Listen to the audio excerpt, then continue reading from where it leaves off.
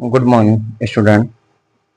आज हम प्रतिलेखन संख्या 1 स्टार्ट करने जा रहे हैं। Exam point by Prashant YouTube channel को सब्सक्राइब करें। प्रतिलेखन संख्या 1 जो एसएससी स्टेनोग्राफर ग्रुप डी के लिए बोली जाती है, 80 वर्ड पर मिनट की स्पीड से बोली जाएगी। यहाँ भी हम 80 वर्ड पर मिनट की स्पीड से बोलेंगे। आप लोग प्रैक्टिस कर सकते हैं, डेली बोली जाए, इससे बाहर बिल्कुल नहीं जाएगा। हम स्टार्ट करते हैं।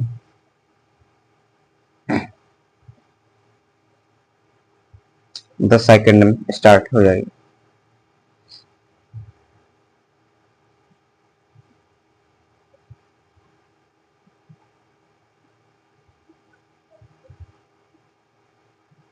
उपसभा अध्यक्ष महोदय, आपने मुझे इस विषय पर बोलने का मौका दिया, धन्यवाद। मैं माननीय सदस्य जी को हृदय से बधाई देना चाहती हूँ कि वह यह निजी विधेयक सदन में लाए और इस गंभीर समस्या की ओर सदन का और सरकार का ध्यान आकर्षित करने का प्रयास किया।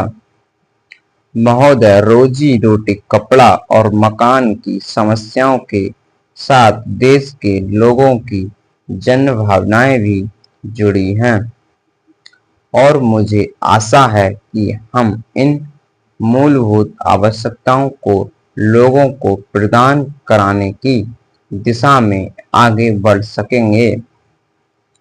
मानव, ये इंसान की मूलभूत आवश्यकताएं हैं जिन्हें की पाने का इंसान को अधिकार है, हर नागरिक का अधिकार है।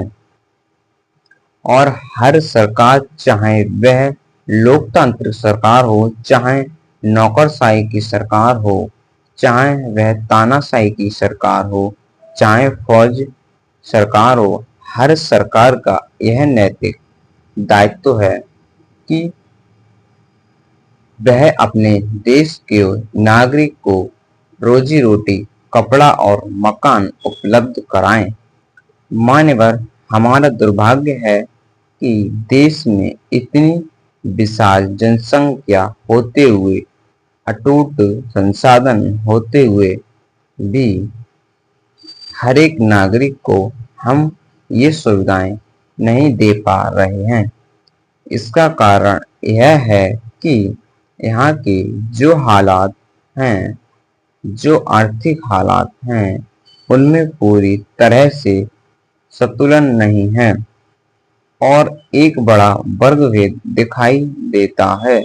एक तरफ तो बड़े बड़े पूंजीपति हैं और दूसरी तरफ चौराहों पर भीख मांगते हुए गरीब लोग भी दिखाई दे जाते हैं। यह स्थिति हमारे लिए अत्यंत शर्मनाक है। मान्यवर, हमारे देश में जो शक्ति है, हमारी 80% जनसंख्या जो कि गांवों में रहती है, उनकी हालात भी संतोषजनक नहीं है।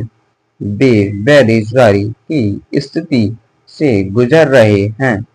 कुछ समय तक तो उनको काम मिल जाता है, लेकिन कुछ ऐसे गरीब लोग भी हैं जो कि बंधुओं मजदूर जैसी स्थिति में रह रहे हैं।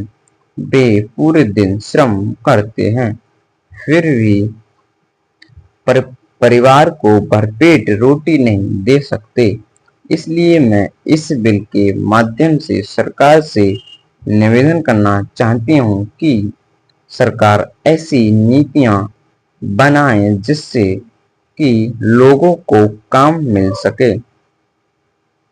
हमारी केंद्र सरकार और हर राज्य सरकार इस तरह से कार्यक्रम बनाएं और इस अपनी नैतिक जिम्मेदारी समझकर उसका निर्वाह करें।